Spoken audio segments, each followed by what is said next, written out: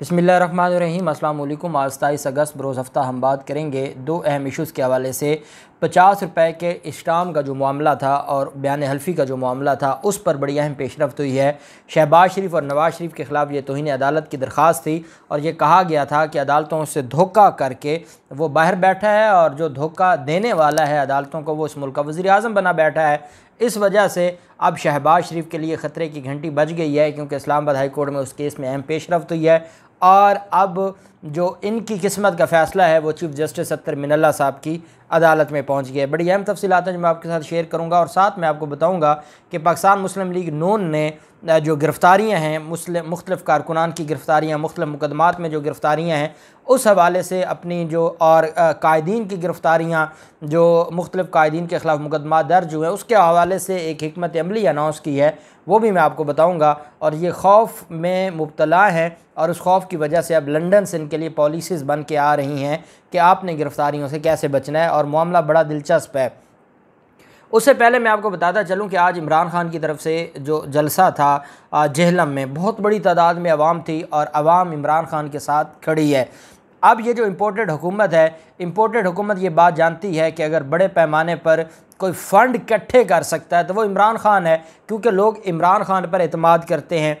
अब हमारी मिसाल ले लें कि अगर हम कोई फ़ंड देना चाहते हैं और हमें कहा जाए कि जी हुकूमत ने फ़लाँ अकाउंट नंबर दिया है वफाकी हुकूमत ने और आप उसमें फ़ंड जमा करवा दें, तो क्या कोई भी शख्स जो थोड़ा बहुत भी नॉलेज रखता है क्या वो इतनी बड़ी गलती करेगा? उसको पता है कि ये हमारे फ़ंड्स इनके लल्ले तलल्लों में चले जाएंगे, हमारे जो फ़ंड्स हैं ये PDM के लोग आपस में तकसीम करेंगे। इस वजह से एतमाद की बहुत ज़्यादा कमी है। इमरान खान पर दबाव डाला जा रहा था और ये मीडिया के ज़रिए दबाव डाल रहे थे और पता सबको है कि इस मुश्किल हालात में अगर कोई शख्स काम कर सकता है, फ़ंड रेजिंग कर सकता है, जैसे कोविड के साथ उस बंदे ने वो ऐसे डीलिंग की है कि पूरी दुनिया अशश कर उठी है कि पाकिस्तान ने कोविड को वाकई बेहतर अंदाज में डील किया है।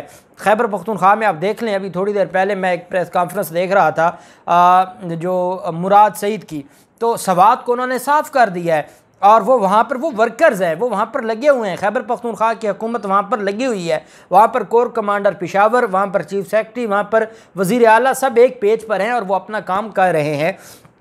इसी तरह पंजाब में भी काम हो रहा है। सबसे ज़्यादा तबाही तो सिंध में है, बलूचिस्तान में है, और जहाँ पर वफाकी हुकूमत ने और उनके PDM के लोगों ने देखना था लेकिन बदकिस्मती है वहाँ ना हुआ। अब इमरान खान की तरफ से जो एक तो जलसे किए जा रहे हैं, उन जलसों में भी पेशावर का जलसा कैंसिल कर दिया है और इमरान खान ने इन जलसों को भी जो फ्लड है उसके हवाले से डोनेशंस के तौर पर भी कैंपिंग करने का, कैंप लगाने का और चीज़ें इकट्ठी करने का भी, जलसों को जहाँ पर इस इम्पोर्टेड हुकूमत के ख़िलाफ़, उनकी साजिश के ख़िलाफ़, सहाफ़ियों पर जुल्म, तशद्दुद और ये सारी चीज़ें हैं, उस पर अपना एहतजाज बरकरार रखना ज़रूरी है, क्योंकि इनको जैसे मौका मिलेगा ये अपना वार कर जाएंगे। और दूसरा जो मामला है वो ये है कि सैलाब ज़दगान के साथ खड़ा होना है और इस वजह से इमरान खान ने आज जलसे में भी अनाउंस किया। और दूसरी तरफ इमरान खान कल इंटरनेशनल लेवल पर, सोमवार के दिन इंटरनेशनल लेवल पर जो अनाउंस किया गया है कि वो पीर की रात इंटरनेशनल टेलीथॉन का इनकाद होगा। और आप जानते हैं कि पहले भी इमरान खान की तरफ से जब भी फ़ंड रेजिंग की जाती थी वो इस तरह इनकाद करते थे। अब आप देखें कि नेशनल मीडिया तो आपने पाबंदी लगाई हुई है। अब मामला है, मैं अंसार अब्बासी और सलीम साफ़ी और इन लोगों से कहूँगा कि जिनको बहुत ज़्यादा बातें आती हैं और कहते हैं जी कि सैलाब ज़दगान के लिए ये करना चाहिए, सैलाब ज़दगान के लिए वो करना चाहिए, अब क्या इमरान खान के लिए TV चैनल्स को इजाज़त दी जाएगी कि वो इमरान खान जो फ़ंड रेजिंग कैंपेन करने जा रहे हैं और वो लाइव फ़ंड रेजिंग कैंपेन करेंगे, तो क्या उस हवाले से ये अपना किरदार अदा करेंगे? क्या पैमरा अपना बैन ख़त्म करेगा? अगर तो ये वाकई सैलाब ज़दगान के खैर ख़्वाह हैं, ये वाकई चाहते हैं कि इमरान खान ने तो फ़ंड इकट्ठा कर लेना है और इमरान खान अपनी जमात के ज़रिए और अपनी हुकूमतों के ज़रिए, सूबाई हुकूमतों के ज़रिए वो उस पर ख़र्च भी करवाएगा और उसका चेक एंड बैलेंस भी और उसकी एक एक चीज़ का, एक एक पाई का हिसाब रखेगा। लेकिन अब यहाँ पे बोनाफाइडली सामने आती है, जो पहले इनकी बदनीयती सामने आई कि जब PDM ने और मौजूदा वफाकी हुकूमत ने एक सिलाब कमेटी बनाई वफाकी हुकूमत ने, तो उसमें जो वफाक अपने आप को बाप समझता है उसने ना खैबर पख्तूनख्वा के वज़ीर आला और उसकी टीम को और पाकिस्तान तहरीक इंसाफ के किसी मिनिस्टर को उसमें शामिल किया, ना पंजाब से किसी हुकूमती शख्स को उसमें शामिल किया। उसमें PDM के लोग हैं, अपनी सियासी जमातों के लोग हैं, वो चारों सूबों से आपने बिठा दिए हैं। और फिर इसके बाद आप कहते हैं कि आप कानून की बात करते हैं, आप इंसानियत की बात करते हैं। कानून और इंसानियत ये दो चीज़ें ऐसी हैं जिस पर कम अज़ कम आप ये ना कहा करें। आप कानून और जो बात है आइन की वो आप ना किया करें, इंसानियत की बुनियादी हकूक़ की आप बात ना किया करें। कौम जान चुकी है और कौम इन चीज़ों को समझती है, और इंशाअल्लाह मैं आप पर उम्मीद हूँ कि इस्लाम ज़दगान के जो मामलात हैं इमरान खान उनको वैसे ही डील कर लेगा और हमारे भाइयों की जो मुश्किलात हैं उनको हल करेगा जिस तरीके से उन्होंने कोविड के मुश्किल दिनों में, जब पूरी दुनिया परेशानी में थी और तकलीफ़ में थी, और इमरान खान की तरफ से एक अच्छी हिकमत अमली हमें देखने को मिली थी।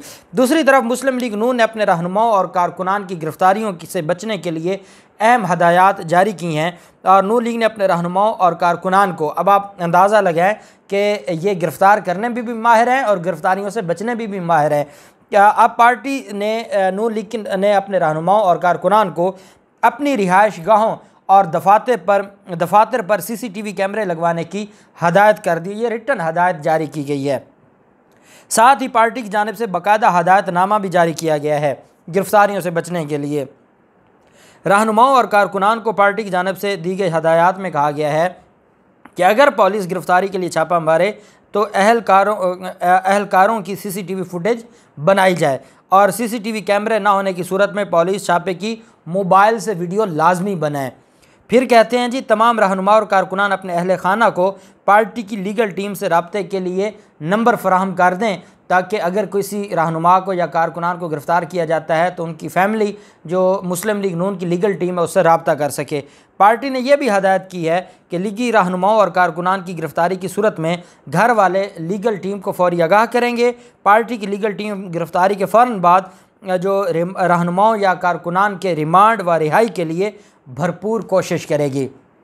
अब इनको पता है कि इनके ख़िलाफ़ जो केसेस हैं वो सारे के सारे खुलना शुरू हो गए हैं, और कानून के मुताबिक पहली बात तो यह है कि अभी भी पंजाब पुलिस में ऐसे लोग मौजूद हैं कि जो अब इनको गिरफ़्तार करने जाएंगे पहले इनको इन्फॉर्म कर देंगे। मुझे याद है उमर शेख जब CCPO लाहौर थे और उनसे मेरी बात हुई तो वो बताते हैं कि जब मैं पहले हैरान हुआ कि जिस जगह पर हम किसी गैंग को गिरफ़्तार करने जाते हैं या कोई कब्ज़ा माफिया के घर हम जाते हैं और वहाँ कोई कार्रवाई करने जाते हैं, वो वहाँ से पहले चले जाते हैं।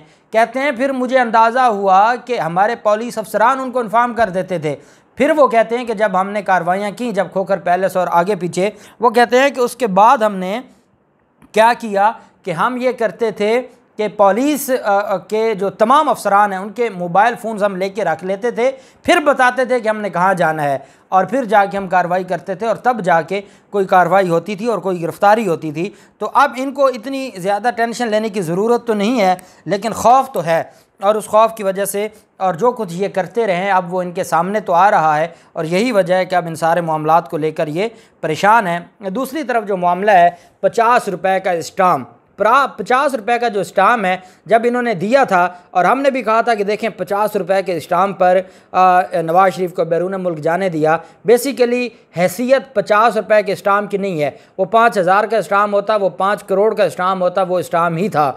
वो उसमें सिर्फ जो एफिडेविट है जो लिख के दिया गया है, जिसमें ये कहा गया है और जिसके अंदर ये कहा गया है कि मैं हल्फन कहता हूँ कि एक दफ़ा अगर इनको जाने दिया जाए तो ये जैसे ही ठीक होंगे ये वापस आ जाएंगे, या दो चीज़ें थी एफिडेविट में, जैसे ही ठीक होंगे ये आ जाएंगे, या जैसे ही अदालत इनको बुलाएगी ये आ जाएंगे।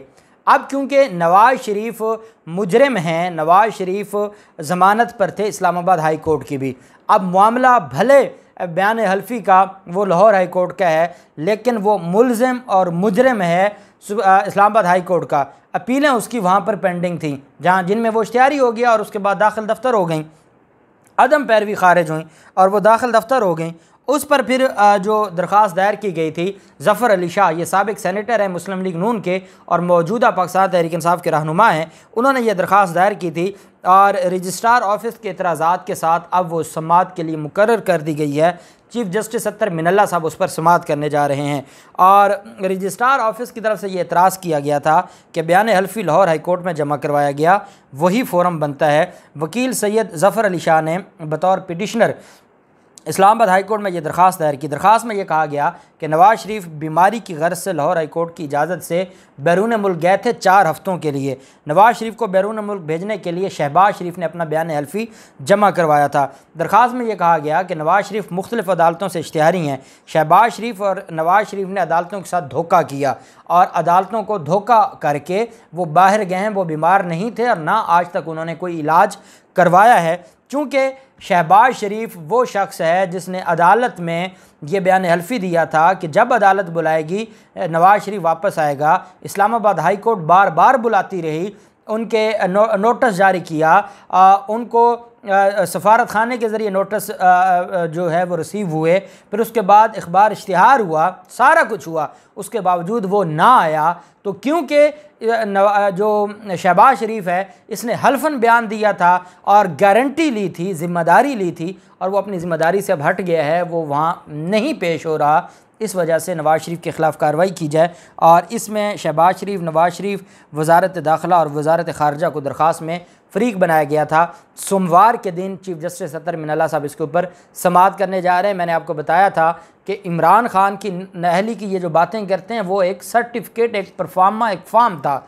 ये बयान हल्फी था जिसमें ये कहा गया कि मैं हल्फन कहता हूँ ऑन ओथ, और ओथ पे जो आप हल्फन कोई मामला लेते हैं उस पर आर्टिकल 62(1)(f) लगता है। और ये नवाज़ शरीफ तो ताहयात नाअहल हुआ ही हुआ है शहबाज शरीफ के लिए भी। और मेरी जो इत्तलात के मुताबिक ज़फ़र अली शाह साहब ने इस्लामाबाद हाई कोर्ट में दरख्वास्त दायर की और उम्मीद है चीफ़ जस्टिस अत्तर मिनल्ला साहब इसको एंटरटेन करके नोटिस जारी करेंगे और वो जो लार्जर बेंच है उसमें इसको भी लगाएंगे।